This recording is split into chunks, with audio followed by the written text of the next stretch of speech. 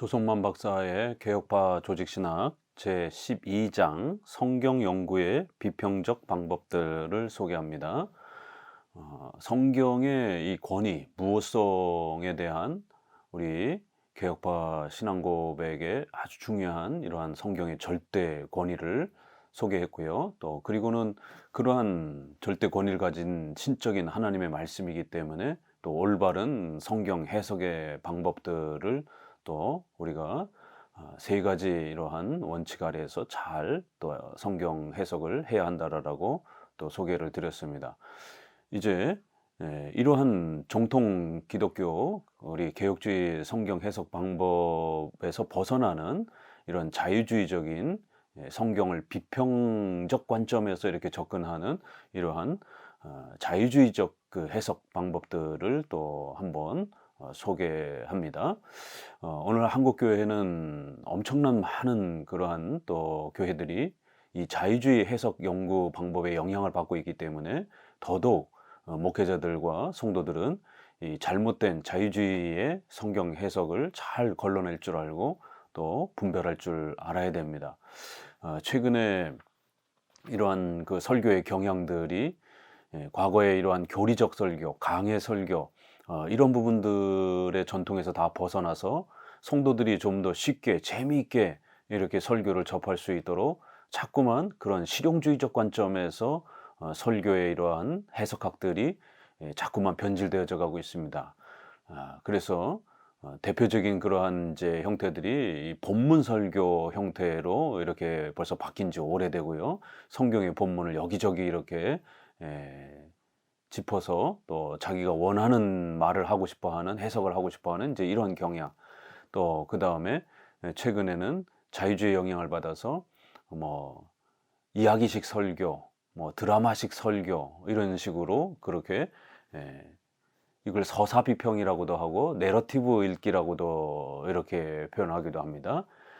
성경 전체를 영화의 하나의 그 각본 형태로 기승전결 이런 형태로 이렇게 아주 클라이막스 이렇게 클라이막스를 올렸다가 또 이렇게 다운 시켰다가 절정에 이르는 뭐 이런 그러한 또 일부러 반전을 또 이렇게 제시하면서 영화의 어떤 그러한 드라마적 요소와 기법으로 성경을 인위적으로 편집하고 각색을 해서 성도들에게 좀 더 재미있게 성경을 소개하려고 하는 이러한 그 경향들이 최근에 또 이러한 자유주의 영향을 받아서 목회자들의 설교에서 많이 사용되어지고 있습니다. 그렇기 때문에 더더욱 이 자유주의자들이 어떤 방법론들을 사용하는지들을 잘 우리가 또 기억해서 이러한 위험한 방식들을 해석들을 철저히 버리고 전통적인 우리 기독교의 해석 방식들을 잘 지켜나갈 수 있도록 더욱 힘을 쏟아야 됩니다. 자유주의 성경 해석 방식에는 종교사학파, 양식사학파, 전승사학파, 편집사학파, 구원사학파로 이렇게 5개 가장 대표적으로 5개 형태로 이렇게 구별이 됩니다. 근데 현대에 와서 가장 문제가 되는 이러한 대표적인 형태 5개 정도만 정확하게 우리가 분별을 해도 웬만한 그러한 잘못된 성경 해석 방법들을 걸러낼 수가 있습니다. 제1절 종교사학파의 방법. 이거는 종교사학, 사학이라고 하는 것은 역사를 말하는 겁니다. 결국 헤겔이 역사를 결국 사용해서 변증법, 정반합이라고 하는 변증법 사용을 결국 시도하면서 진리, 어떤 인간이 살아가는 삶의 어떤 그러한 절대적 가치와 기준 이런 건 없다. 결국 시간이 역사가 흘러가면서 그 시대마다 사람들이 새로운 거를 정의하게 되면 그게 기준이 되는 거고 또 거기에 대해서 반대하는 사람이 나타나면 또 새로운 어떤 또 다른 의견을 제시해서 계속해서 인간의 가치 기준은 바뀌어가는 것이다. 고정된 그러한 살인하지 말라, 간음하지 말라 이런 그 고정된 도덕 규범은 없는 거다. 오늘날 동성애가 사람들이 많이 좋아하면 그게 또 합법적이고 도덕적일 수 있는 것이다. 이런 식으로 역사의 변천을 이용해서 변증법적으로 이렇게 헤겔이 시도했던 이러한 철학의 방법이 기독교 안으로 들어오면서 절대적 진리는 없다. 절대적 도덕 가치는 없다. 윤리 가치는 없다.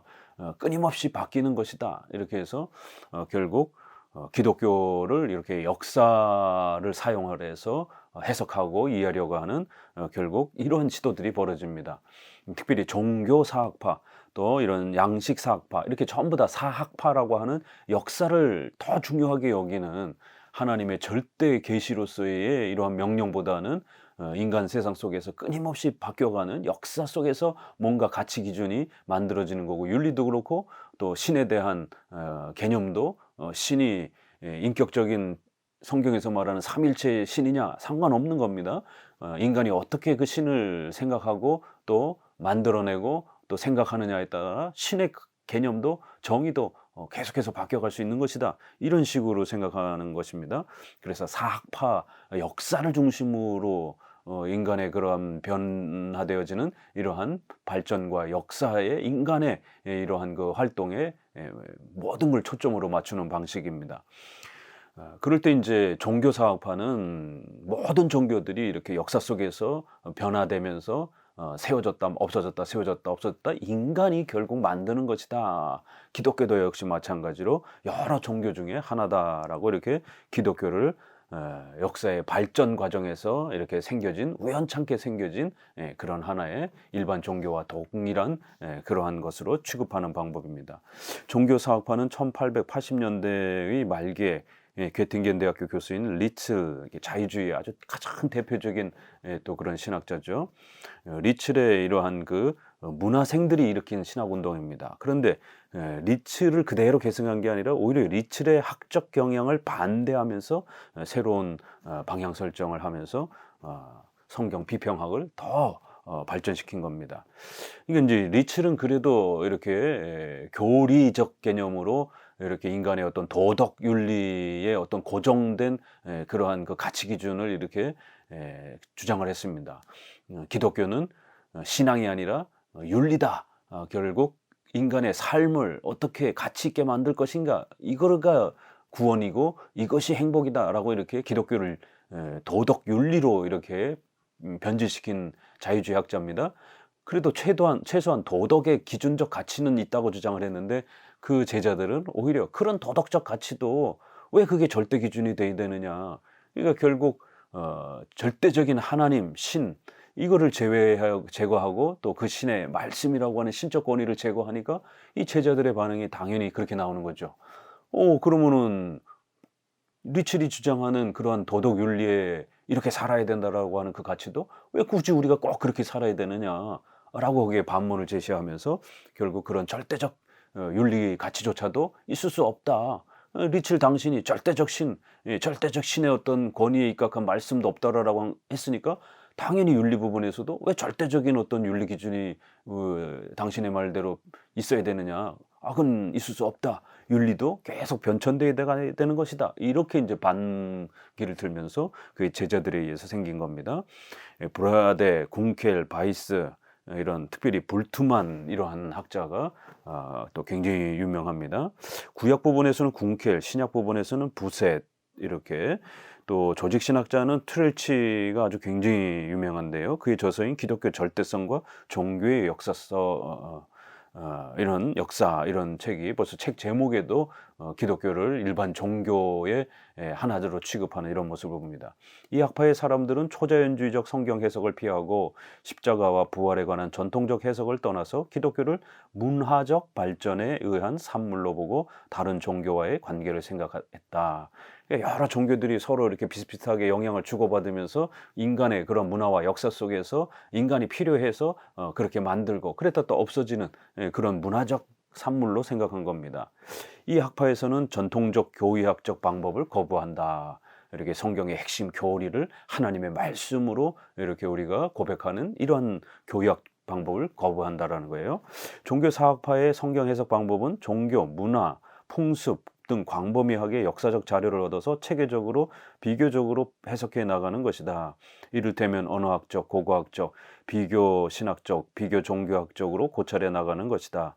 종교사학파의 성경 해석 방법의 특색은 신학적, 교의학적 해석을 피하고 성경의 각 문서를 역사적, 시대적 요게 핵심 단어죠. 고찰하여 동시대 또는 이전 시대와의 비교를 통하여 그 영향을 찾아내며 문서와 사상의 계열을 알아보면서 역사적으로 해석해 나가는 것이다. 이렇게 전통적인 신학적, 교의학적 방법을 버리고 역사적, 시대적 자신들의 형편에 맞는 그러한 입장에서 기독교를 여러 종교 중에 하나로 이렇게 취급하려고 하는 비교 종교학적 관점에서 이렇게 해석하는 겁니다. 그래서 성경의 이런 본문이라든가 이런 것들도 타 종교에서는 어떻게 이러한 내용들이 있는가, 타 종교에서는 이러한 내용들을 어떤 관점에서 말하는지를 비교 검색하면서 기독교에서도 이런 표현은 이런 뜻일 것이다 라고 이렇게 타 종교에서의 어떤 그러한 언급과 입장들을 사용해서 성경을 해석하고 성경에 설명되지 않는 그런 부분들은 없애버리는지, 이런 입장입니다. 종교사학파에서는 어디까지나 종교 현상을 중시하고 제의, 고백, 영현상 등과 같은 문서의 성립과 그 성격, 문체 등에도 관심과 흥미를 가지고 있다. 종교사학파의 결론적인 주장은 기독교는 인간의 종교적 경건의식이 오랫동안 발전해 나아가는 과정에서 가장 발전된 최후의 단계에서 생긴 최고의 위치에 있는 종교라는 것이다. 대체적으로 볼 때 이 학파의 성경 해석은 철저히 역사주의적이며 인본주의적이다. 그들은 기독교를 문화와 결합시킴으로써 종교 일반의 비교 종교적 관점에서 기독교의 절대성과 독자성을 부인하는 데까지 나아갔다. 그러니까 이제 우리가 구약 같은 경우는 이제 유대교의 이런 해석들, 랍비들의 이러한 탈무드라든가 여러 가지 모세오경의 그 설명집에 랍비들의 이러한 해설집들이, 책들이 많이 있습니다. 그러니까 이런 것들을 비교하면서 성경의 이런 부분들을 해석하려고 하는, 또 함무라비 법전이라든가 또 뭐 애굽 왕조의 문서라든가 뭐 최근에 또 뭐 히타트 그러한 그 왕조의 이러한 또 어떤 역사적 유물 이런 것들에서 나와 있는 또 어떤 왕과 또 이러한 신하의 그러한 계약들, 이걸 종주권 또 계약이라고 하는 이제 이러한 문서들을 가지고 성경의 십계명의 이러한 신과 인간의 명령의 체계를 해석하려고 하는 이런 시도를 하는 겁니다. 그래서 오히려 세상의 이러한 그 학문과 내용과 종교 역사를 가지고 성경을 해석하려고 하는, 그래서 성경의 어떤 설명이 해설되지 않으면 그걸 버리고 이런 식입니다. 이 십계명은 그렇게 일반의 왕과 신하의 계약으로 다 설명할 수 없습니다. 어떤 면에서는 비슷한 부분도 있을 수 있지만 그렇게 설명할 수 있는 십계명의 구조와 내용이 아닌 것입니다. 십계명은 우리를 죄에서 구원하여 주시는, 또 하나님이 자신을 낮추셔서 전폭적으로 그렇게 은혜로 이렇게 계약을 맺으시는 이런 내용인데, 일반 왕과 신하의 계약 속에 그런 계약이 어디 있습니까? 상명하복의 그러한 대부분의 명령이죠. 그렇기 때문에 구약의 이러한 형태, 또 신약 같은 경우도 로마 시대의 1세기 당시에 그런 로마 문화 이런 것들을 열심히 연구해 가지고 신약을 해설하려고 하는 이런 시도들. 그래서 신약의 이러한 그 해설 속에서 로마 시대의 문화와 맞지 않으면 이건 성경이 틀렸다, 이런 식으로 이렇게 주장을 합니다. 최근에 구약학자, 신약학자의 거의 8, 90%가 이렇게 종교사학파적인 일반 역사 문화를 가지고 성경, 구약과 신약을 해설하려고 하고, 그래서 성경이 일반 역사와 연결되지 않으면 제거하고 그 모든 내용들을 이렇게 일반 역사의 문화를 가지고 해석하려고 하는 이런 시도들을 대부분 하고 있습니다. 그래서 신약학자들, 특별히 신약학자들 중에 자유주의자들이 그토록 많은 이유가 이런 또 이유이기도 합니다. 종교사학파에서 말하는 종교적 경건의식의 발전이라는 것은 슐라이마커의 착상에 의한 것이다. 이렇게 슐라이마커가 현대인들에게 어떻게 실용적으로 좀 더 쉽게 기독교를 설명하려고 할 것인가, 이건 굉장히 나름대로 이렇게 동기는 괜찮다라고 이렇게 볼 수 있지만, 결국 그렇게 접근하면서 현대인들은 성경의 이런 고대의 이러한 기적적인 이야기, 또 이러한 신비로운 이야기, 이런 것들을 이해할 수 없다. 그러니까 그걸 전부 다 역사에 맞춰서 일반 종교적, 문화적 그러한 수준에 맞춰서 성경이 말하는 게 아니라 우리 시대의 어떤 그런 이해 수준으로 전부 다 재각색을 해서 그렇게 해서 설명을 하는 실용주의적 이러한 역사주의적 방법을 사용한 것입니다. 그게 이제 기독교 안에 더 어마어마한 영향을 끼친 겁니다. 슐라이마커는 종교의 발전 과정을 3단계로 나눈다. 첫째는 주관적 의식과 객관적 의식을 나누지 않는 동물적 혼동 상태. 이건 우상 숭배와 같이 아주 토속적이고 샤머니즘적인 이러한 토테미즘적인 아프리카와 같은 그런 아주 저급한 형태의 종교 형태가 1단계로 시작이 됐다라는 겁니다. 둘째 단계는 주관적 의식과 객관적 의식을 분리하고 자기를 세계와의 대립에서 의식하는 단계, 이것은 다신교 단계이다. 여러 잡신들이 또 이렇게 많이 이렇게 존재하는 조금 더 상향된 단계라는 것이죠. 셋째 단계는 첫째 단계, 둘째 단계의 대립 관계가 이렇게 지향되고 최고의 자기 의식으로서의 절대 의존 감정으로 발전된 단계이다. 이것은 유일신교의 단계이다. 예. 결국 히락과 로마 종교는 다신교에 조금 저급한 수준이고 기독교, 이슬람, 유대교는 율신교로 조금 더 높은 수준이다. 고등화된 단계다. 이렇게 말하면서 결국 이것도 다 인간의 자기의식, 인간이 신을 필요로 해서 그때그때 만드는, 그랬을 때 저급한 토테미즘 방식보다는 그래도 다신교가 좀 낫고, 다신교의 이러한 그 수많은 복잡한 이러한 그 신들의 이러한 형태보다는 유일신 형태가 인간이 살아가는 데 있어서 훨씬 고급화된 그런 종교 형태로 발전한 것이다. 이렇게 이제 주장을 한 겁니다. 결국 그는 세계의 모든 종교를 상대적으로 봄으로써 기독교의 절대성을 부인하였다. 2절 양식사학파의 방법. 양식사학은, 양식이라고 하는 것은 이제 이러한 학문, 문학, 이러한 양식을 말하는 겁니다. 이게 성경이 글로 되어 있다 보니까 종교사학파는 이런 일반 역사 전체 속에서 기독교가 어떻게 인간의 필요에 의해서 이렇게 만들어졌는가, 이런 역사 관점이 초점이라면, 양식이라고 하는 거는 이제 성경에 그 기록된 글로 기록되면서 어떠한 그런 과정과 역사 속에서 이렇게 인간의 필요에 따라서 만들어졌는가, 그 성경의 기록, 이 형식에 좀 더 집중하는 스타일인 겁니다.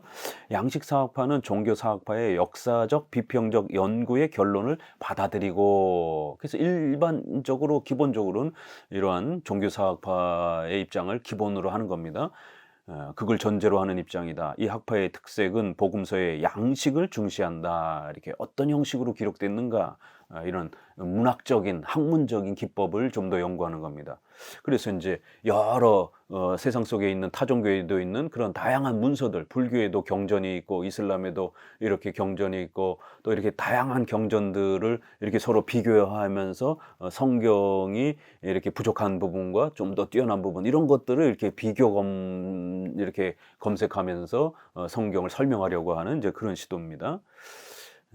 이 학파에서는 공간복음서의 역사적 비평적 연구에 의하여 공간복음서의 상호관계를 밝혀내려고 한다. 이게 주로 복음서의 전승에 있어서 구전의 단계에 관심을 가지고, 이게 사람의 입으로 이렇게 신에 대해서 많이 말해왔던 그런 것들에 관심을 가지고, 그 기간의 모든 전승은 개별적인 것으로서 어떤 양식에 의하여 분류될 수 있다고 전제하고, 그리고는 그 가장 오래된 문서의 양식 형태를 이렇게 결론을 지으려고 하는 겁니다. 대표적인 인물은 이제 볼트만, 쿤드신, 이제 이런 사람들인데요. 특별히 이제 디벨리우스는 복음서의 양식사, 이런 책을 제시하기도 했고요. 그는 전승의 분석적 연구를 통해서 전승의 발전은 원시교단의 역사를 의미한다고 규정했다. 원시교단, 1세기에 그 로마 시대에 살았던 그런 사람들이 그때의 구전들이라든가 여러 종교적 이야기를 나름대로 이렇게 기록으로 만든 것이다, 이렇게 이야기하는 겁니다. 사람이 만든 거라는 거예요. 1세기 당시에 원시 그러한 원시적인 그러한 1세기 당시의 사람들이 만든 거라는 겁니다. 그것은 부활의 그리스도, 즉 이 초역사적 실존사적 캐리그마의 그리스도를 역사적 예수에게 비추어서 이해해 보려는 입장이다. 이 역사적, 초역사적, 이렇게 구별하는 것, 실제 역사와 교훈, 이렇게 좋은 의미로 전달하는 이런 캐리그마라고 합니다. 이걸 헬라어에 따라서. 그리고 또 이거를 번역하면 초역사적 이렇게 또 실존사적 이렇게 표현하기도 합니다. 이게 실존주의 철학의 영향을 받고 해겔의 변증법의 역사 철학 방법이 이렇게 같이 들어오는 겁니다. 이런 부분들이. 그래서 우리는 그 역사 그 자체에 예수님이 신성을 가지시고 인성을 가지신 그분에게 집중하는 것인데 인제 이 사람들은 인간인 예수님은 4대 성인 중에 한 분처럼 있었다. 그러나 결국 초역사, 캐리그마 결국 그 예수님은 신은 아니지만 나름대로 어떤 인생을 위해서 인간들을 위해서 좋은 어떤 교훈들을 했으니까 그 사람은 실패하고 죽었지만 그가 제시한 좋은 교훈들은 우리가 간직하고 도움을 받으면 되지 않느냐. 그러니까 4대 성인 같은 개념인 거예요. 공자, 맹자 뭐 그 사람의 역사 속에 뭐 있는 건 인정한다. 그러나 더 중요한 건 그들이 남겨놓은 그런 좋은 교훈들 그거 오늘날 우리가 잘 새겨서 우리가 생활에 도움을 받으면 되지 않느냐 이런 식으로 결국 역사 속에 존재한 그 인물과 또 그가 말한 내용을 분리시키면서 오히려 그 내용 말한 의미만을 더 강조하는 이제 이런 식의 접근인 겁니다. 결국 복음서의 전승은 원시교단의 신앙의 증거이지 역사적 예수에 대해서는 아무것도 말하고 있지 않다는 것이다. 우리 개혁파는 실제 그 존재하셨던 그 예수님이 어떤 존재인가, 또 예수님이 그렇게 남기신 말씀이 무엇인가, 거기에 우리는 집중하는데 이 사람들은 역사적 예수님에 대해서는 아무 의미가 없다라는 거예요. 그리고 단지 인생에 있어서 좋은 그런 하나의 증거, 교훈의 어떤 모델 수준으로 이렇게 이해하는 겁니다. 결국 디벨리우스는 복음서의 전승이란 원시교단의 산물에 지나지 않는 것이며 역사적 예수에 관한 기사가 아니라 신앙적, 실존적 그리스도에 관한 기록에 지나지 않는 것으로 본다. 이 입장은 예수와 그리스도를 별개의 것으로 보고 역사적인 것과 비역사적인 것으로 이원론적 구별을 짓고 말았다. 볼트만 그는 예수의 말씀의 전승과 예수에 관한 이야기의 전승으로 나누어 논하고 있다. 이게 똑같죠. 대부분 결국 초점은 역사적 예수상인데 이러면서 첫째로 예수는 자기를 메시아라고 생각하지 않았다. 이 원시교단의 신앙이었다. 1세기 당시 사람들이 그 사람을 신격화한 것이다. 둘째로 예수의 생애, 특히 예수의 사형 원인은 당시에 종종 시도되었던 메시아 운동과 같이 로마군의 무력으로 진압되어 총독 빌라도의 간섭에 의하여 죽임을 당하게 된 것이라고 한다. 셋째로 예수의 종말적 메시지와 윤리적 가르침은 같은 것이며 이렇게 그래서 결국 인간의 결단이 더 중요한 것이다. 그래서 예수님이 이렇게 말했던 내용들도 결국 우리가 공자 맹자의 이런 말들도 오늘 우리가 결단해서 그거를 내 것으로 삼으면 그때 가치가 있는 거예요. 이런 식으로 예수님이 뭘 말했느냐 그것도 그렇게 그닥 중요한 게 아니고 그걸 내가 잘 결단해서 내 것으로 삼는 이런 인간의 실존적 결단이 더 중요한 것처럼 이렇게 중요한 가르친 겁니다. 이게 다 실존주의 영향 때문에 그렇습니다. 불투만에게 있어서 역사적 예수는 하나의 종말적 예언자로서 하나님의 나라가 가까웠다고 하는 메시지를 가지고 듣는 자에게 실존적 결단을 요구하였다. 불투만은 복음서의 역사성에 대해서는 부정적이다. 이렇게 실제 역사의 내용 사실에 대해서는 다 부정적입니다. 신약 성경의 실존사적 이해, 즉 비신화라는 것을 주장하여 신약 성경이 전달하는 말, 이게 교훈을 현재적 상황에 재해석하려고 하였다. 그에 의하면 캐리그마의 그리스도, 즉 실존사적 그리스도와 역사적 예수는 다르며 캐리그마는 역사적 예수를 재현하기 위한 사료가 될 수 없다라고 주장한 겁니다. 이렇게 성경의 이야기들은 다 1세기 당시에 만들어진 사람이 만들어낸 마치 그리스 신화처럼 온갖 잡다한 그냥 것들을 그냥 이렇게 자기들의 어떤 삶 속에서 위로를 받기 위해서 만들어낸 신화적인 그러한 이야기들이라는 거예요. 그걸 반드시 캐리그마 형태로 오늘날의 교훈으로서 적용할 수 있는 그러한 재해석을 해야 된다는 겁니다. 쿤두시는 공간복음서를 예수의 역사로 보지 않고 복음서를 낳은 초대 교회의 역사적 묘사로 이렇게 또 제시합니다. 똑같은 방식입니다. 거의 제3절 전승사학파의 방법. 전승사학파는 말 그대로 이제 종교사학파의 이러한 그 내용을 기본적으로 하면서도 그런 많은 종교적 그 내용들이 어떻게 전승되었는가, 시간과 역사 속에서 후대에 어떻게 변천 과정을 거쳤는가. 이 종교사학파는 이렇게 그 시대 당시에 넓게 펼쳐져 있는 수많은 종교들을 이렇게 비교하는 그런 방식이라면, 전승사학파는 이렇게 직선으로 이렇게 고대에서부터 현대까지 수많은 시간 속에서 이 종교라는 게 어떻게 부풀러지고 만들어지고 없어지고 이러한 거를 살피는 겁니다. 기독교도 그렇게 수많은 시간을 거치면서 부풀려지고 또 변형되고 또 타종교들하고 이렇게 또 섞이고 이러면서 새로운 종교로 그냥 이렇게 전승된 것이다, 이렇게 주장을 하는 겁니다. 이것은 전승의 역사에 기초하여 성경을 하나의 전승적으로 저작된 문학으로 보고 성경의 저작 연대, 저작 목적을 밝히는 것을 중시한다. 모든 것을 전승으로 보게 된다면 언제 누가 썼느냐가 아니라 전승의 형성사와 전승의 과정을 취급하게 된다. 형성 과정, 이게 이들한테는 제일 중요한 거예요. 이리하여 이 학파에서는 성경을 하나의 전승적 산물로 본다. 우리는 모세가 이렇게 기록했다, 다윗이 기록했다, 그러면서 그 다윗의 인생 속에서 그 시편이라든가 이런 말씀이 어떻게 기록되었는지 그 역사적 배경을 우리는 이렇게 또 살피는 겁니다. 그래서 역사라는 단어를 쓰지만 우리가 쓰는 역사 개념과 이들이 쓰는 역사 개념은 전혀 다른 겁니다. 우리는 신적 권위와 성경의 무호성을 강조하면서 다윗이 수천 년 전에 그 자신의 왕국의 문화와 역사 속에서 이 시편이 어떤 그 내용을 담아내면서 그 왕국이 세워질 때, 또 왕국이 망하고 힘들어질 때, 이런 역사적 배경은 우리가 충분히 살필 수 있지만 이렇게 결국 원시 사회에서 사람들이 필요에 의해서 만들고 또 그것이 후대에 전달이 되면서 또 변형이 돼서 또 새로운 형태로 만들어지는 이런 형태로 성경이 기록된 것처럼 이렇게 생각하는 건 잘못인 것입니다. 그래서 성경에 이러한 고대에 있는 그 신명기의 이런 말씀들, 또 이런 내용들을 이거는 이렇게 기록돼 있지만 이거를 지키라고 제시한 건 아니다, 이거는 뭐 4,000년 전에 이렇게 기록되어서 또 이렇게 또 변형된 거기 때문에 이건 다른 의미다, 이런 식으로 이제 결국에는 성경을 해석을 하기 때문에 위험한 겁니다. 전승사학파는 편집, 비평, 편집사를 포함하고 있다. 이렇게 이제 후대로 내려오면서 이제 여러 가지 종교 문서들을 편집하고 또 이렇게 짜집게 하는 이제 이런 것들을 또 포함하죠. 편집, 비평, 편집사는 복음서의 경우 복음주의 신학자들에 의하여 자료를 수정, 편집하는 데 쓰이며, 전승사는 특별한 경우에만 쓰이고 있다. 그리고 전승사학파는 여러 달리 번역된 것들 사이에 비교 대조가 되는 것을 원문 속에서 증명하는 데 주목하고 있다. 그렇게 함으로써 전승사의 발전적 사실이 나타나며 전승의 전달과 과정에서 어떤 경향이 알려지게 된다.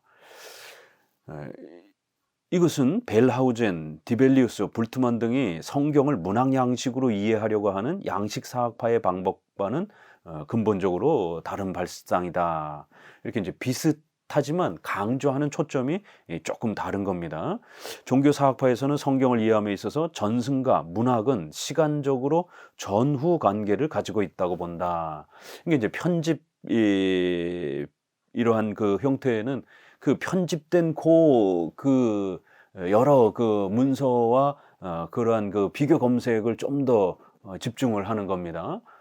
그렇지만 전승은 그 이제 시간 속에서 이렇게 흘러가면서 전 시대와 후 시대의 그런 다양한 전승과 문학의 그러한 여러 변천 과정들을 전부 다 이렇게 끌어모아 가지고 보려고 하는 이제 이러한 그 입장이 조금 더 강한 것입니다.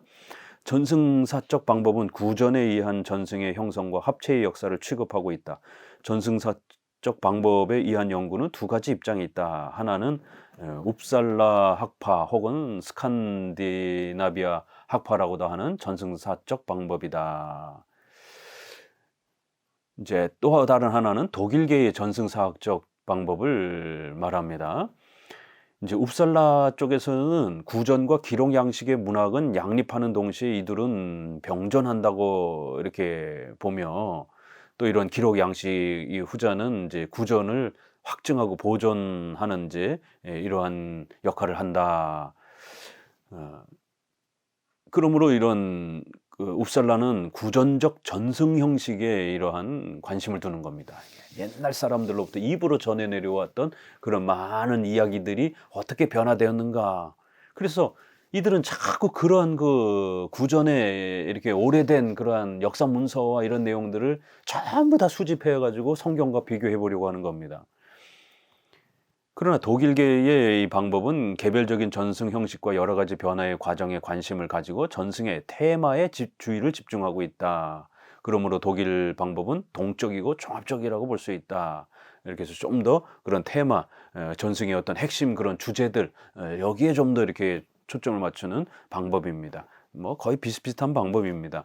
이들 전승사적 방법도 역시 양식사적 방법의 연구와 깊은 관계를 가지고 있다. 그러나 양식사적 방법은 하나의 문학 단원에 대하여 그 단원이 속하여 있는 유형의 산자리를 발견하는 데 반하여 유형의 산자리, 지친 인 레벤, 이게 독일어에서 이렇게 온 것인데 이게 삶의 자리라고 하는 이제 이런 표현이에요. 그러니까 그 1세기 당시에 그 사람들이 살던 그 당시에 로마 시대 성경은 이제 헬라어로 기록되어 있으니까 그 헬라어가 기록된 1세기 당시의 삶의 그 형편, 그 그리스 문화, 헬라 문화 이런 그 1세기에 살던 사람들의 삶의 형편 속에서 그 다양한 문학 기록들을 이렇게 양식적으로 비교해 보면서 성경을 설명하려고 하는 이제 이런 시도입니다.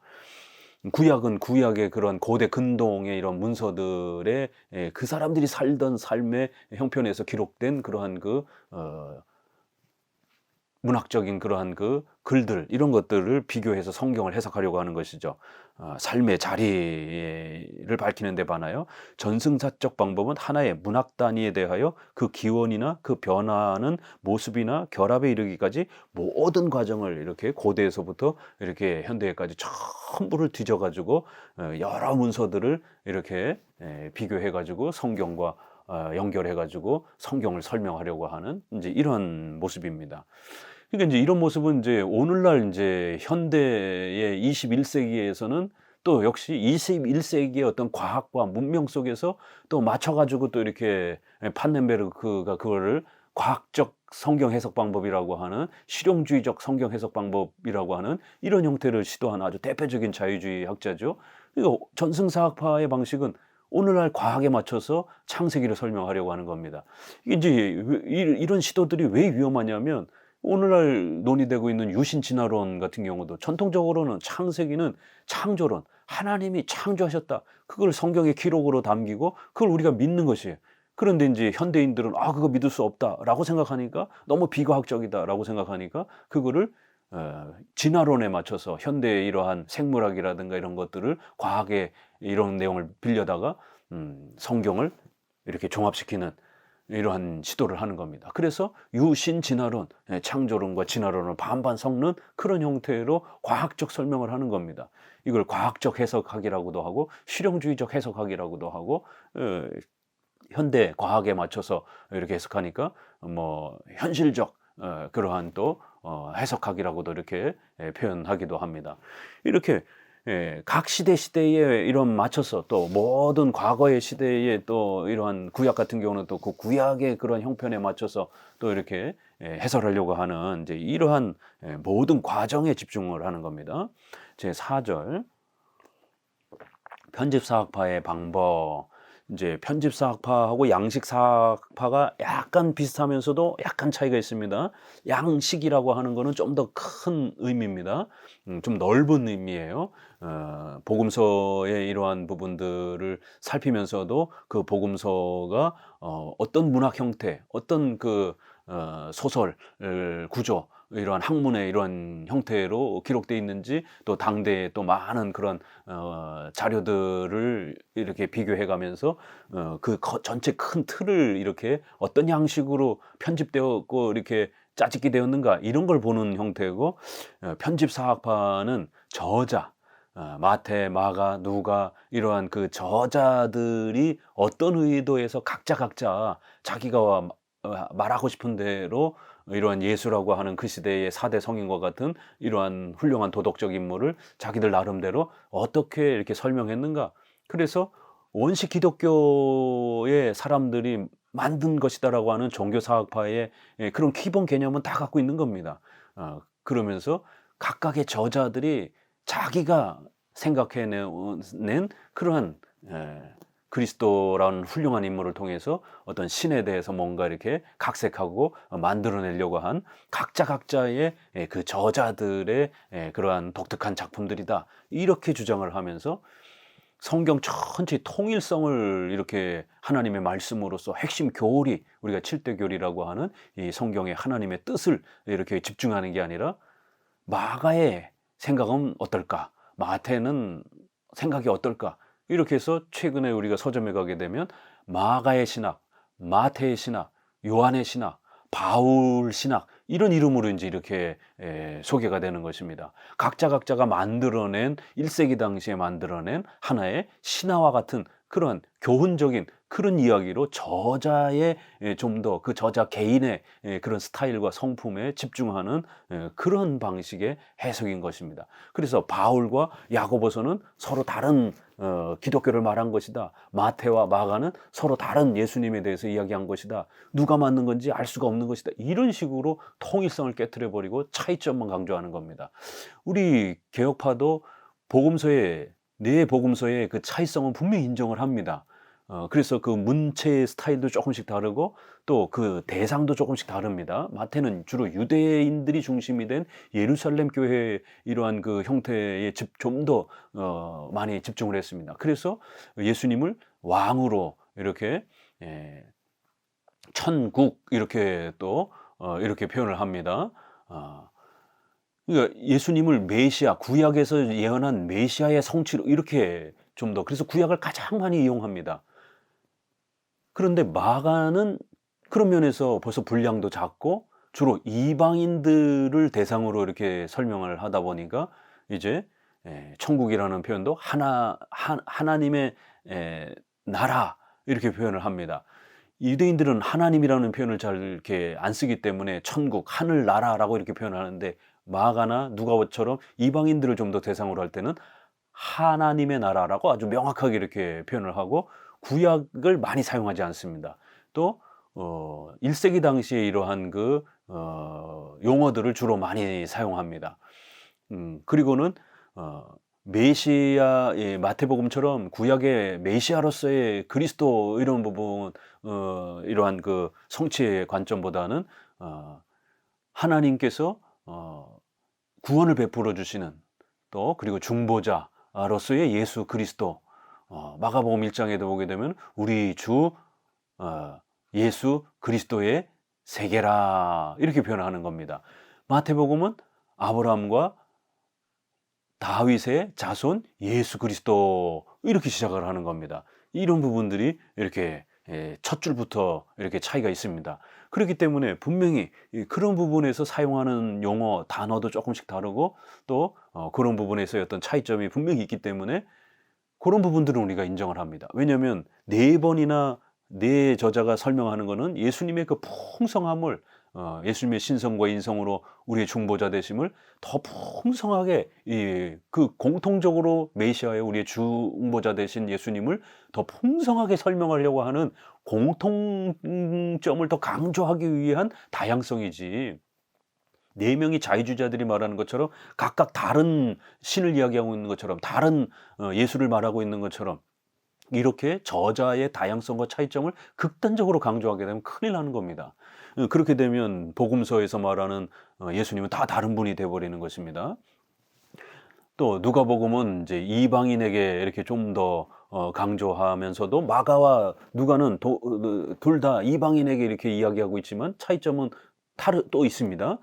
누가는 분량이 마가복음보다 훨씬 많죠. 그래서 마가와는 좀 더 간략하게 빨리 예수님이 누구신가를 진리를 전달하고 싶은 그러한 요약적 그러한 그 성격이 강하다면 누가는 의사이기 때문에 그 예수님의 내용과 역사의 그러한 그 예수님이 살았던 그 배경과 이런 것들 아주 자세히 설명을 합니다. 그래서 누가복음 1장에 보게 되면 1절부터 4절까지 이 데오빌로 각하에게 이러면서 예수님에 대해서 이렇게 자세하게 이렇게 서술하려고 하는 많은 사람들이 있었다. 그러면서 나도 이제 당신에게 이 예수님에 대한 부분을 자세하게 차례대로 이렇게 차례대로 순서대로 빠짐없이 모든 그런 예수님의 일대기의 이러한 내용들을 당신에게 소개해 주려고 한다. 이렇게 해서 마치 역사학자처럼 아주 자세하게 마태나 마가에 없는 예수님의 어린 그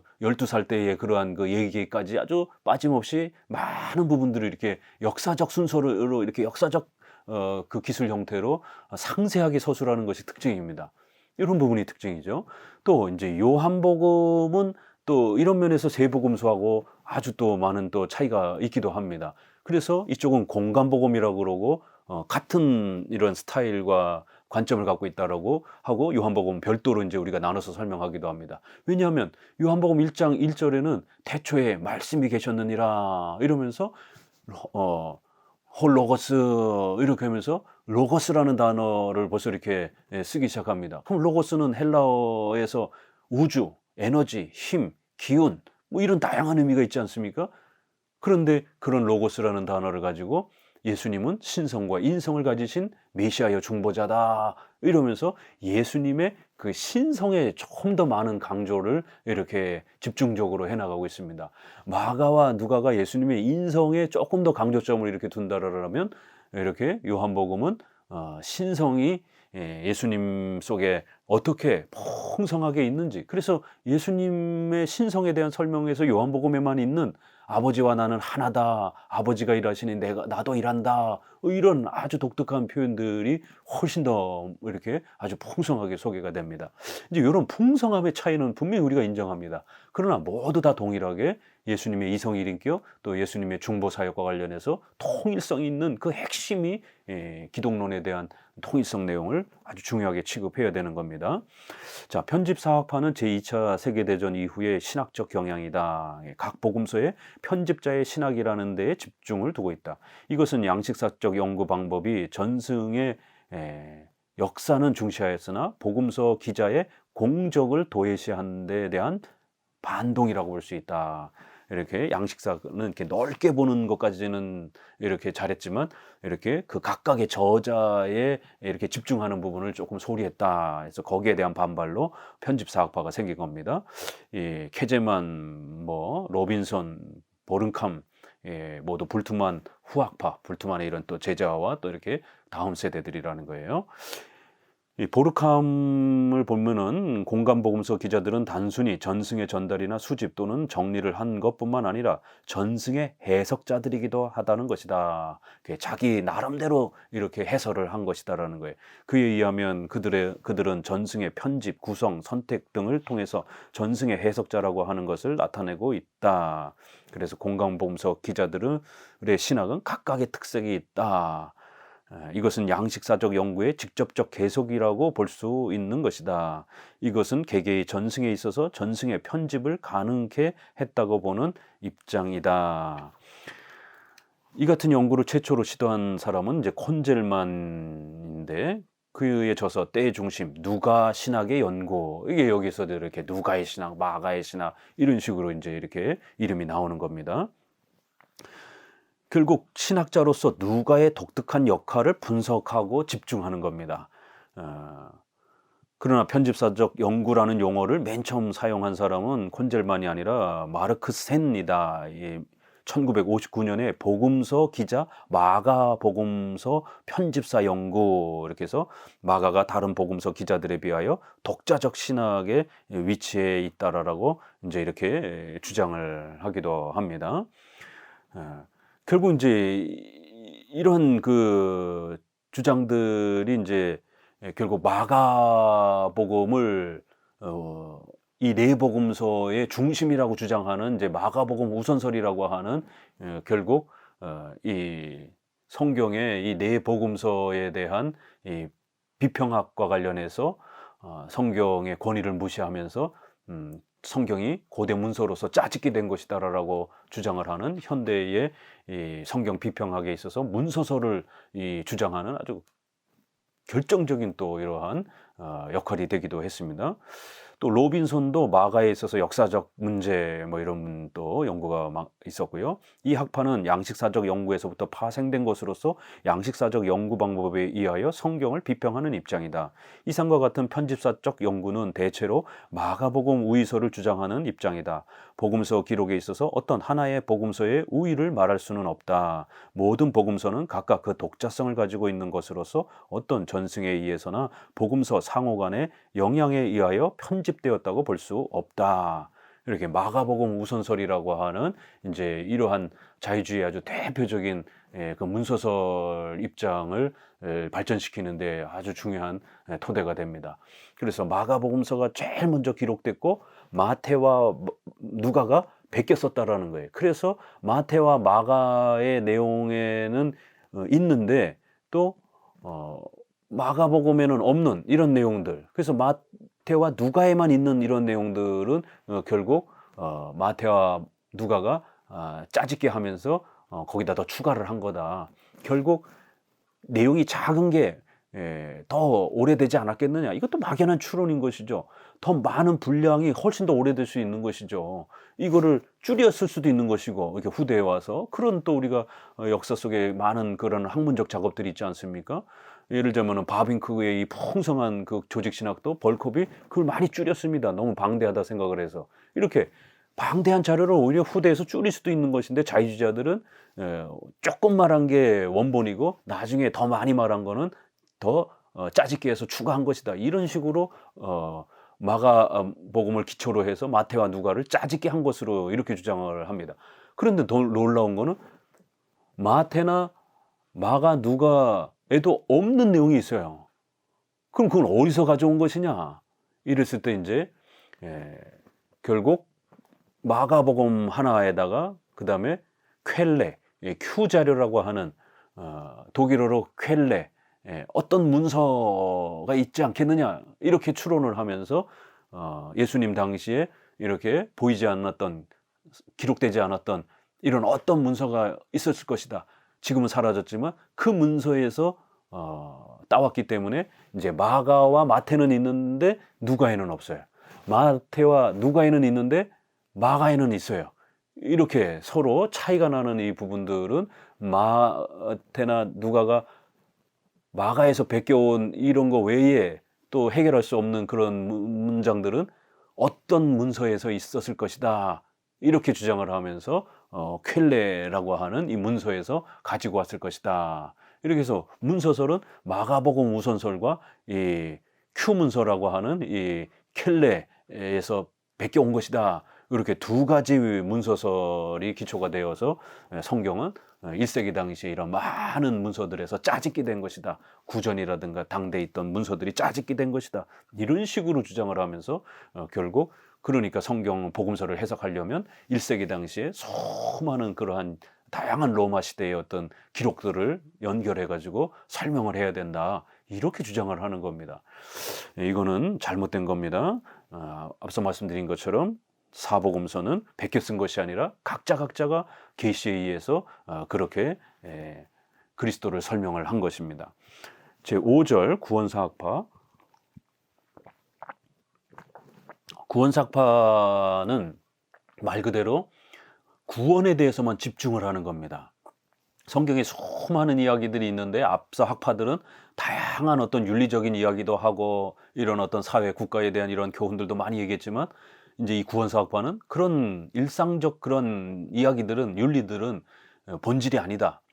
결국 성경은 구원에 관련돼서만 집중적으로 이야기하는 거다. 그러니까 이 구원에 좀 더 초점을 맞춰서 해석해야 된다. 이거 아주 굉장히 그럴듯합니다. 그래서 이 구원사학파에는 두 가지가 존재합니다. 조금 더 그래도 건전한 루터파 계열이 있습니다. 루터도 이신칭의를 너무 지나치게 강조를 하면서 구약 신약 전체를 이신칭에다 초점을 맞춰서 구원에 초점을 맞춰서 이렇게 성경을 해석해 버렸습니다.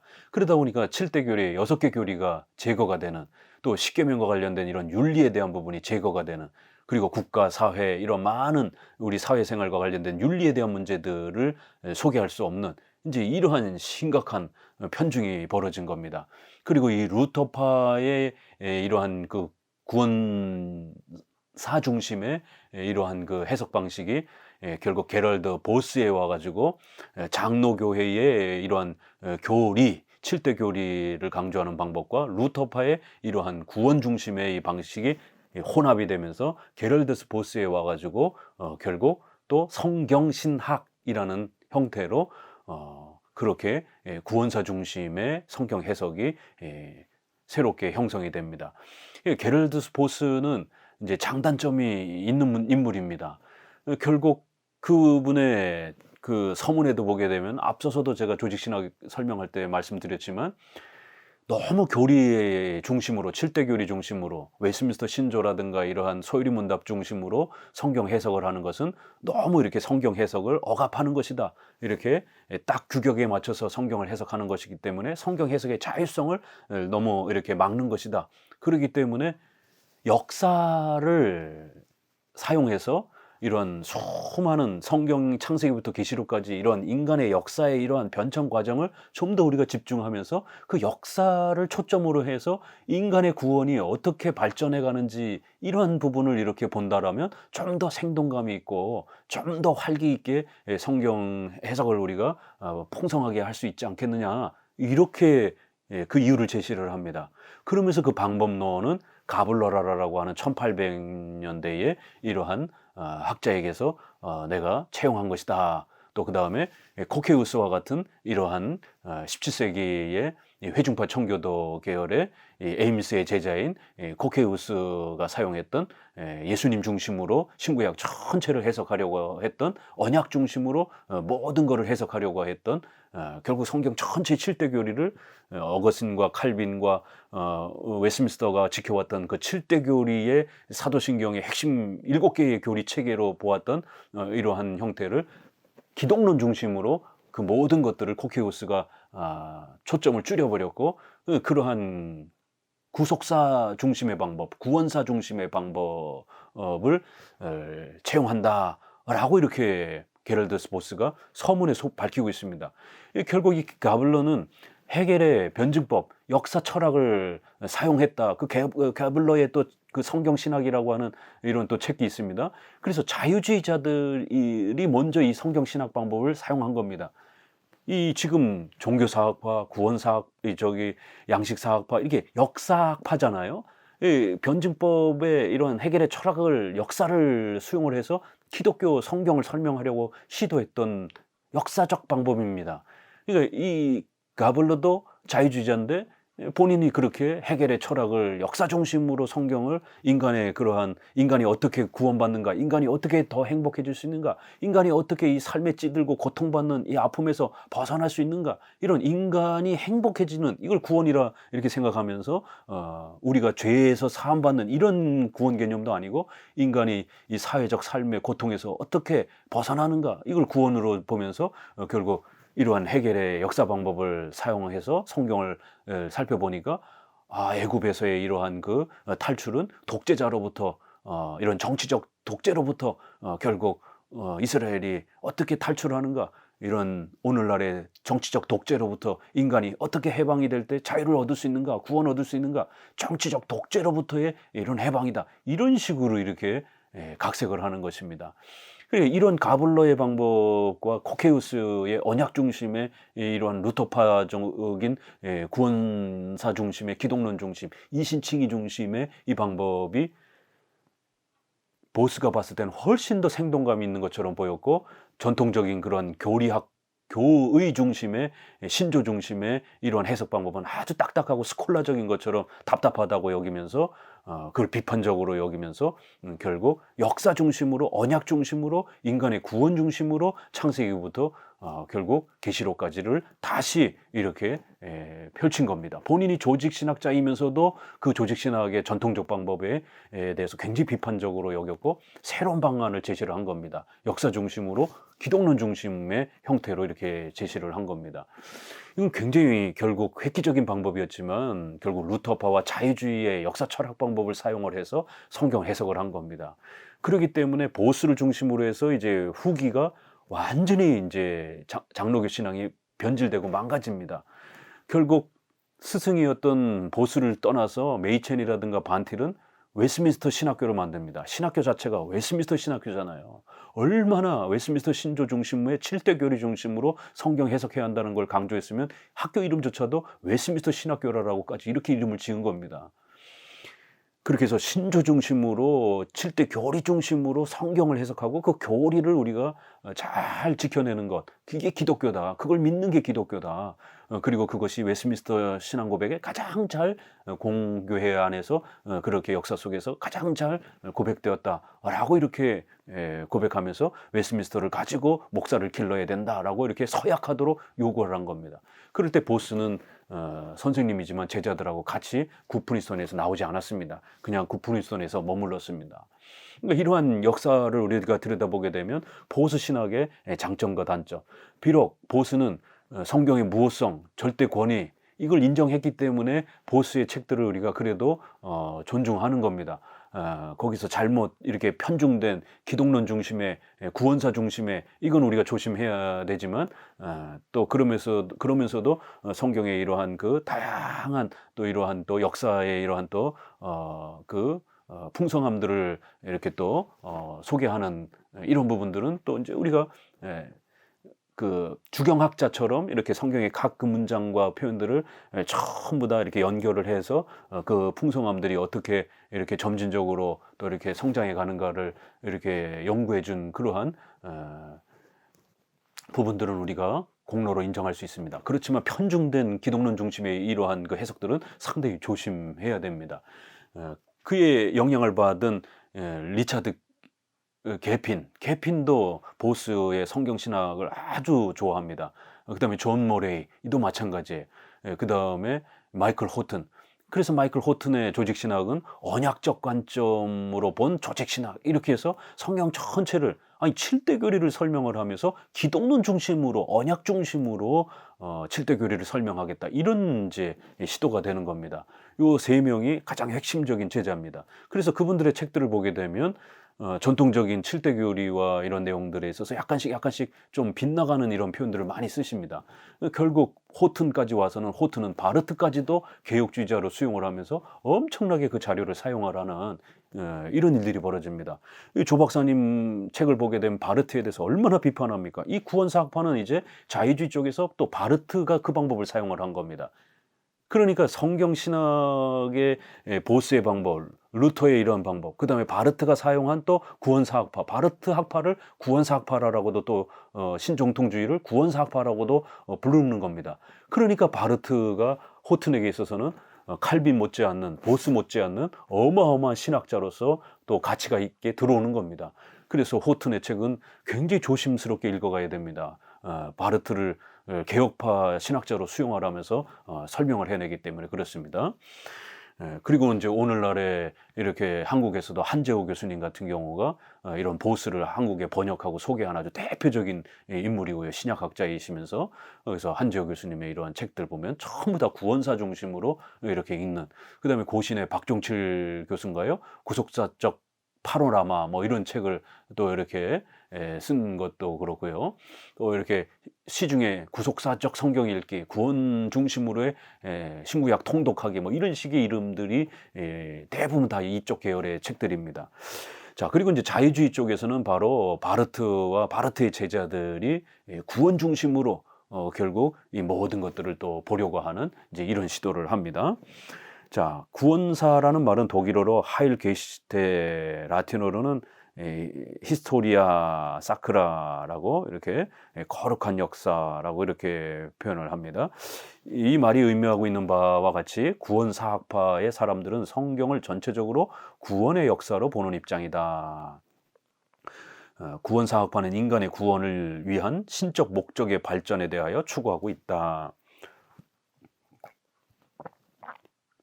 구원사라고 하는 말을 최초로 사용한 사람은 독일의 루터파 교회의 목사이며 신학자인 요한 벵겔이다. 여기 보세요. 루터의 제자인 결국 벵겔이 이 구원사라라고 하는 이 단어 자체를 결국 최초로 사용한 겁니다. 루터는 단어는 사용하지는 않았지만 그런 내용을 제일 먼저 이렇게 시도했던 분이고 결국 그러한 걸 학문적 체계로 단어로 완성한 사람은 벵겔. 그 다음에 이거를 또 그 동시대에 1752년대 사람이었기 때문에 이제 미국에서는 요나단 에드워드가 구원사라는 제목의 책을 썼다라는 거예요. 그러니까 요나단 에드워드도 신구약 전체를 구원론 중심으로 이렇게 풀어가려고 했던 루터파 방식을 적극적으로 사용한 그러한 회중파 청교도라는 걸 알 수가 있습니다. 그래서 이 보수처럼 조나단 에드워드도 한편으로는 장로교회의 영향을 받아서 장로교회의 어떤 가치들을 갖고 있으면서도 또 역시 루터파와 또 회중파의 이런 많은 부분들, 기독론, 인간론 이런 부분에서는 루터파의 영향을 받고, 또 교회론에서는 장로교를 싫어하는 이런 회중파 교회론을 또 인식을 갖고, 이런 형태로 결국 에드워드는 이렇게 양쪽의 입장을 다 이렇게 섞은 그런 입장입니다. 그래서 에드워드의 글은 좋은 면도 있지만 상당히 조심해서 우리가 수용해서는 안 되는 그런 내용들도 많습니다. 예를 들자면 제가 에드워드 학회가 한국에도 있는데 논문 발표할 때 저도 한번 초창기에 참여를 해봤습니다. 그러면서 구약을 요나단 에드워드가 어떻게 연구했는가 이렇게 해서 발표하시는데, 구약의 모든 부분들을 예수님 중심으로 이렇게 소개했다. 그러니까 우리도 이렇게 에드워드를 따라서 구약을 예수님 중심으로 집중해서 성경에서 예수님을 설명을 해야 된다. 그게 올바른 성경 해석이다. 이렇게 주장을 하시더라고요. 그래서 제가 거기에 대해서 반문을 했습니다. 손을 들고. 그렇게 예수님 중심으로 구약 전체를 보게 되면 7대 교리가 붕괴가 되고, 또 그렇게 역사 중심으로 보게 되면 신적 작정, 이런 하나님의 섭리, 예정, 이 시간 속에서 벌어지지 않는 하나님의 거대한 신적 작정과 섭리와 예정 속에서 펼쳐지는 거대한 하나님의 절대 주권, 이런 부분들이 제대로 소개가 되지 않습니다.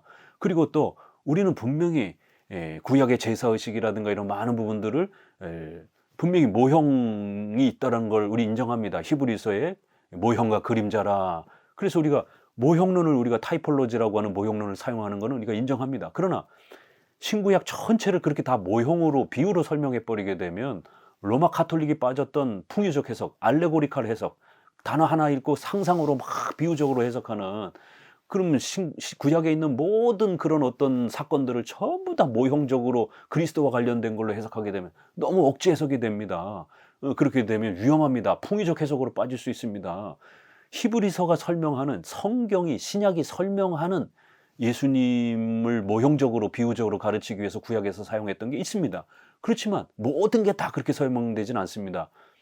축소해서 사용해야 되는 겁니다. 구약이 제한적으로 사용하고 있고 신약이 설명하는 범위 내에서만 우리가 모형론을 사용해야지, 전부 다 구약을 그렇게 모형론을 설명하게 되면 풍유적 해석에 빠집니다. 신명기, 잠언서 이런 부분들은 기독교 윤리, 십계명을 설명하는 부분입니다. 그래서 예수님에 대해서 설명하는 내용이 많지 않습니다. 잠언서 같은 경우는 제사에 대해서 이런 얘기 하나도 안 나옵니다. 전부 다 윤리, 어떻게 착하게 살아가야 될 것인가, 이런 이야기들을 담고 있습니다. 그렇기 때문에 모든 내용을 예수님에 대해서 맞춰서 설명하게 되면 교회론에 대해서도 설명할 수가 없고 성경론에 대해서 설명할 수가 없고, 그렇게 모형론을 확대해서 구약의 전체를 루터가 모형적으로 해석해서 모든 것을 예수님에 맞춰서 해석하려고 했습니다. 그러다 보니까 야고보서가 예수님을 설명하지 않고 윤리만 설명하다 보니까 야고보서를 지푸라기 서신이라고 그러면서 야고보서를 다루기가 굉장히 어렵다라고, 구약에는 에스더서, 제사와 이런 신앙적 교훈이 없는 이런 에스더 같은 경우는 너무 어렵다라고 등한시한 겁니다. 이런 위험에 빠지게 됩니다. 벌콥 조직신학에서 설명하는 것처럼 모형론은 우리가 소극적으로 작게 사용하는 게 우리 개혁주의 방식입니다. 그렇게 확대해서 전체를 모형론으로 보려고 하는 방식은 루터파 방식입니다. 그렇기 때문에 에드워드의 이 구약 해석 방식은 굉장히 위험한 것이고 우리 장로교 입장, 개혁주의 입장이 아닙니다 라고 제가 비판을 했습니다. 그랬더니 이제 그 발표하시는 분이 좀 대답을 제대로 못하시고 난처해 여기시더라고요. 그러니까 이제 이런 부분에서 우리가 정확하게 우리 조직신학에서 이렇게 설명하는 박형룡, 또 바빙크, 벌콥에서 사용하는 이렇게 설명하는 공통적인 이 7대 교리 중심, 또 그 다음에 하나님의 창조의 구원뿐만 아니라 창조의 이러한 국가, 사회, 역사 전체의 일반사라고 하는 생활 윤리와 관련된 하나님의 뜻, 또 그다음에 신적 작정과 섭리 이런 부분까지도 담아내면서 또 이렇게 우리가 구원, 기독론, 예수님이 우리를 구원해 주신 언약 이러한 부분들도 이렇게 설명하는 창조주 하나님, 구원주 하나님 이렇게 칼빈이 기독교 강요에서 설명하고 웨스트민스터 대요리 문답 121문에 성경 전체의 요약인 창조와 구원을 우리가 안식일에 좀 더 잘 기억하도록 기억하라고 말씀하셨다. 이렇게 우리 신조에서는 창조주와 구원주, 그래서 예수님과 언약에 대한 얘기 분명히 해야 되지만 또 이렇게 십계명 또 칠대교의 나머지 부분 이렇게 종합적으로 우리는 이야기하는 겁니다. 결국 벵겔, 에드워드 또 그 다음에 호프만이라는 이건 자유주의자인데요. 처음으로 구원사적 성경 해석 방법이 시도되었다. 그는 종교적 체험과 성경 비평적 연구와 정통적 루터의 신학적 입장을 결합하여, 여기 보세요. 이제 호프만은 자유주의의 해결의 역사 철학 방법과 루터의 이 방법을 섞어가지고 성경 해석을 시도했다. 결국 이러한 호프만의 방법은 쉘링의 역사관에 근거하고 있다. 이 쉘링이 이제 결국 또 일반 철학자입니다. 쉘링은 역사를 영원자의 현현이다. 이게 역사를 강조했던 철학자입니다. 결국 이러한 방식들이 이제 결국 문제가 되는 겁니다. 호프만에 의하면 구원이란 하나님과 인간의 인격 관계에 존재하며 그리스도의 중보에 의하여 주어지는 것이며 하나님의 선물이라고 한다. 앞서서 계속 말씀드렸죠. 우리가 그리스도와 인격적인 하나님을 우리가 인격으로 만나는, 믿음으로 만나는, 이걸 인격적 만남이라고 이렇게 말하는데, 저들은 신성을 부정하면서 실존주의적으로 신을 내가 어떻게 내 마음 속에서 내 인격 속에서 신을 내가 인정하고 실존 속에서 내가 신을 있다고 믿는가, 이런 게 결국 중요한 이런 개념을 쓸 때 인격관계 개념이다, 실존적 만남이다, 이런 단어를 쓰는 것입니다. 결국 성경은 구원을 증언하는 역사, 이렇게 증언, 그런 거를 보충 설명하는 그러한 성경이지 성경 자체가 성경 하나님 말씀은 아니다라는 거예요. 그는 이 같은 사실을 예형론, 타이폴로지, 모형론으로 해석하였다. 그렇게 해서 결국 가죽옷, 창세기에서 가죽옷 이런 것도 결국 그리스도의 이러한 구원을 예표하는 걸로 이렇게 해석했다. 이 부분 가죽옷을 예수님에 대한 모형으로 해석하는 분들이 많습니다. 그러나 개혁주의 전통에서는 그건 일반 은총으로서 추위를 가리기 위한 걸로 이렇게 해석합니다. 이게 차이가 있습니다. 호프만은 구약의 역사는 그리스도의 구원을 예표한 것으로 보고 예형론적, 모형론적 구원사적 성경 해석 방법을 시도했다. 호프만의 시도는 얼핏 보면 그럴듯해 보이나 전적으로 성경을 이런 식으로 해석하게 된다면 중대한 오류를 범하게 되는 결과를 가져오게 된다. 이게 풍의적 해석에 빠지게 됩니다. 상상적 해석에 빠지게 되는 것이죠. 결국 이 가죽옷은 아담은 전 인류의 공통 분모로서 하나님의 일반 은총의 대상이지 특별 은총의 대상이 아닌 것이다. 성경은 말하기를 아담은 흙에 속한 사람이라고 했다. 그러므로 모형론적, 예형적, 구속사적 성경 해석 방법은 하나님의 섭리의 보편성을 도외시하고 있는 것이다.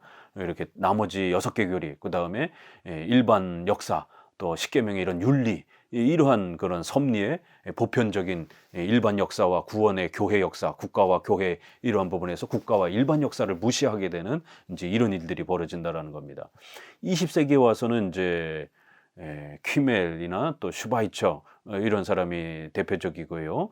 이제 앞서서는 이제 루터파 계열의 이제 이 영향을 받은 사람들, 이제 여기서부터는 이제 바르트 계열의 구속사학파를 또 소개를 하는 거예요. 대표적인 인물이 오스카 쿨만이다. 이미와 아직, 이거를 주장했던 유명한 사람이죠. 오늘날 개혁주의 안에서 이미와 종말론에서 이미와 아직을 이렇게 사용하는 분들이 굉장히 많습니다. 이 단어를. 이거는 바르트가 구속사학파를, 오스카 쿨만이 구속사학파를 강조하기 위해서 만들어낸 신학 용어입니다. 이걸 개혁주의의 어떤 교리 개념으로 사용하면 안 됩니다. 종말론에서 이미와 아직은 그럴듯해 보입니다. 아직 종말이 오지 않았어요. 그러니까 이미 우리는 그리스도인으로 천국을 맛보고 있지만 아직은 최종적 종말이 오지 않았으니까 어떤 그런 긴장을 갖고 살아야 된다. 그럴듯합니다. 그러나 이게 구원론으로 넘어가 보세요. 이신칭이. 구원을 우리가 받기는 받았지만 아직은 완전한 구원은 안 받은 것이다. 이 확 심각한 일이 벌어집니다. 유보적 칭의론, 칭의가 확정되지 않은 것처럼 임시 구원은 받은 것 같지만 아직은 구원을 받지 않는, 이미 구원을 받았지만 아직은 받지 않았다. 그럼 이게 구원 받은 겁니까? 안 받은 겁니까? 이런 심각함이 벌어지는 것입니다. 이미와 아직이라는 이 신학 용어는 우리의 전통적인 이 확정적 구원, 이러한 이신칭의를 파괴하기 위해서 만든 거고, 신적 작정과 섭리를 파괴하기 위해서 의도적으로 현실과 시간만을 강조하기 위해서 바르트주의자들이 만들어낸 특수 용어입니다. 그래서 이걸 함부로 이렇게 우리 개혁주의 안에서 쓰면 안 됩니다. 칼 바르트, C.H. 다드, 그 다음에 폰 라드, 이런 이제 바르트 계열의 사람입니다. 정통파에서도 구원사라고 하는 말을 하고 있지만 구원사학파의 그것과는 완전히 다릅니다.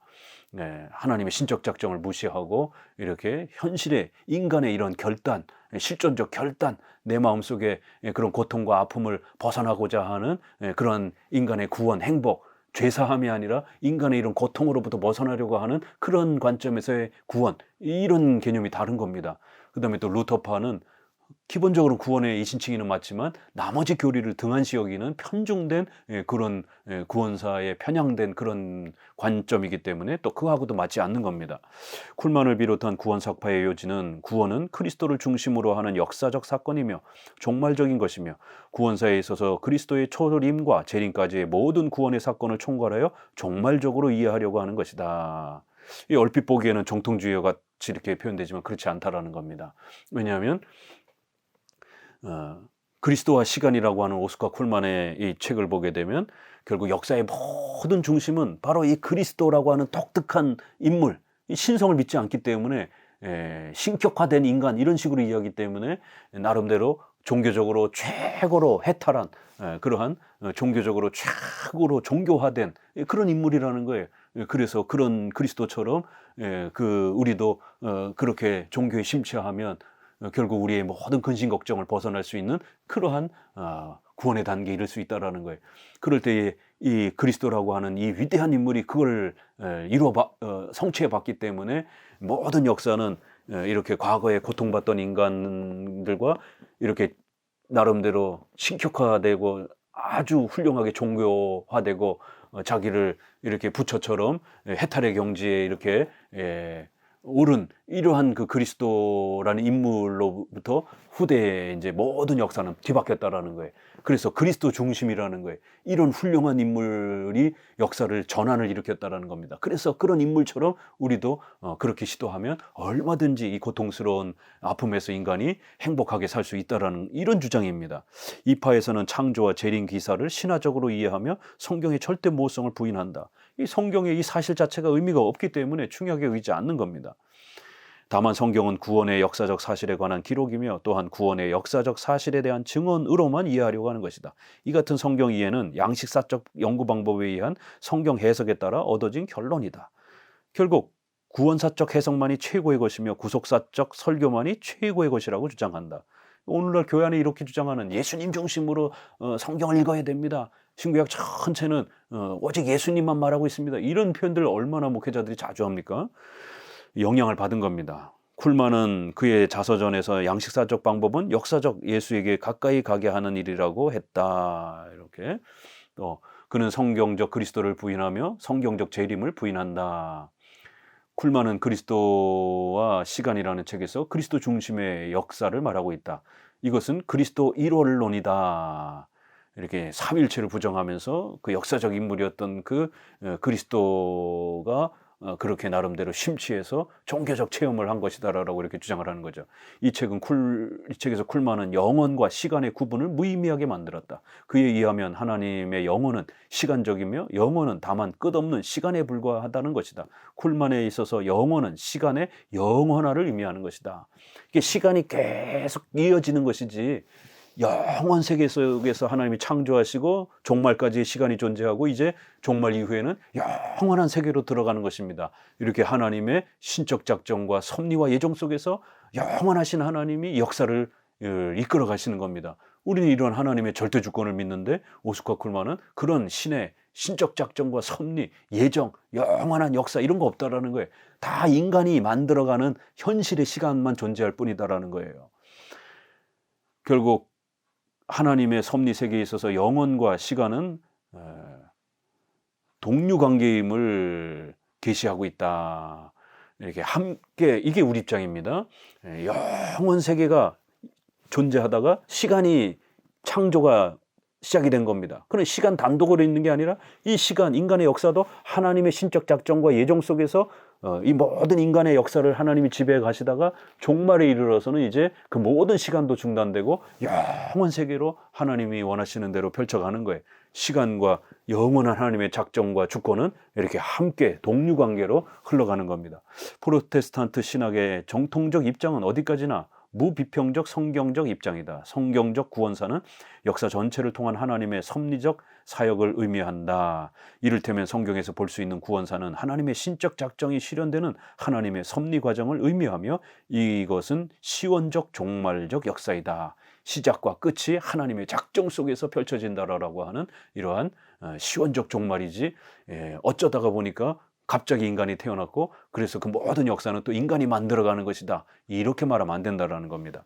하나님의 섭리사에서는 구원사와 일반사는 양립하는 동시에 조화 통일을 이루고 있는 것이다. 그래서 창조주와 구속주 이렇게 둘 다 우리가 배워야지 구원에만 집중해서 구원삭파처럼 또 바르트주의들처럼 이렇게 해석하면 큰일 나는 것입니다. 서양이나 지금 한국의 바르트가 가장 중심이 되어지면서 펼쳐지고 있습니다. 장신대에서는 바르트 교의학을 핵심 교과서로 사용하면서 목사들을 길러내고 있습니다. 보수 신학인 총신이나 고신이나 이런 데서들도 이제 볼컵을 등한시하고 박형령을 등한시하는 이런 조성만 박사를 등한시하는 이런 심각한 사태가 점점 심해지고 있습니다. 이런 성경 해석에 있어서 비평학을 훨씬 더 수용하는, 그게 훨씬 더 세련된 것처럼 이렇게 변질되어가는 심각한 시대에 있습니다. 그렇기 때문에 목사들은 정신 바짝 차리셔야 되고, 특별히 우리 성도들은 이렇게 올바르게 성경 해석하는 성경 비평학을 거부하고 전통적인 성경의 권위를 존중하면서 해석하는 이러한 목회자 곁에 있어야 되는 겁니다. 감사합니다.